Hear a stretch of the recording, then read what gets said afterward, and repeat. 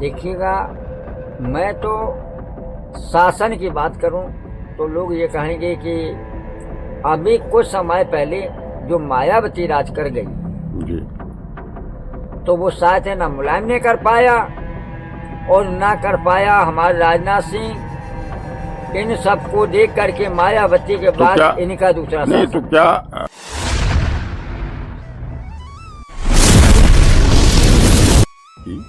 और राम मंदिर का उत्सव मनाया तो ये इनका अन्यथा कारण था, मतलब ये व्यर्थ कार चला गया।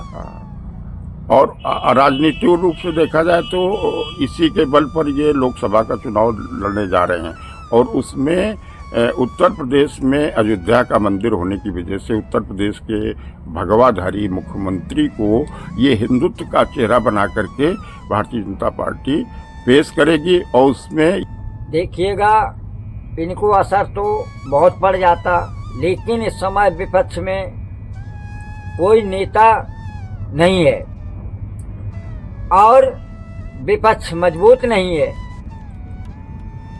अब फिर भी ये आप देख लेना कि अभी पिछली बार जो इनकी सीटें आई थी वो इस बार नहीं आ सकती सीटें, इतना असर इनको पड़ जाएगा। हाँ, तो इसका मतलब इनको जो भ्रम है वो इस चुनाव में इनका दूर होने जा रहा है, ये सत्य है। और महाराज जी, जैसे आपने कहा कि उत्तर प्रदेश में इनका शासन बेहतर नहीं है, तो जैसे आज़ादी के बाद से अब तक किस मुख्यमंत्री के शासन को आप बेहतर मानते हैं?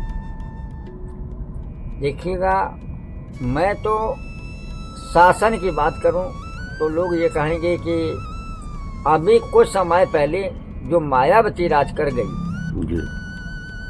तो वो शायद है ना मुलायम ने कर पाया और ना कर पाया हमारे राजनाथ सिंह। इन सबको देख करके मायावती के बाद इनका दूसरा नहीं तो क्या पक्ष को मायावती को प्रधानमंत्री का चेहरा बना करके लड़ने की जरूरत है क्या?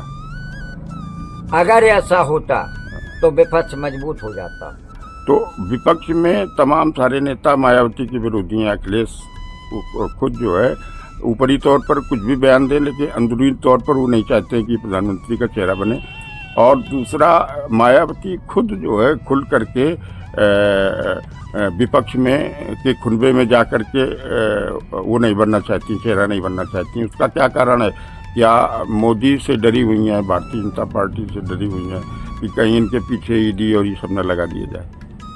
ये भी बात सत्य है, क्योंकि साम दाम दंड भेष भारतीय जनता पार्टी ने कुछ छोड़ा नहीं। तो यहाँ हमारा जी एक बात और है कि क्या ये अपने राजनीतिक जो इनके एक दूसरे पर ऋण है वो अदा कर रहे हैं? क्योंकि मायावती को सबसे पहले मुख्यमंत्री भारतीय जनता पार्टी ने बनाया है ना, और इसके बाद में जब जब इनको ज़रूरत पड़ी भारतीय जनता पार्टी ने इनका सहयोग किया।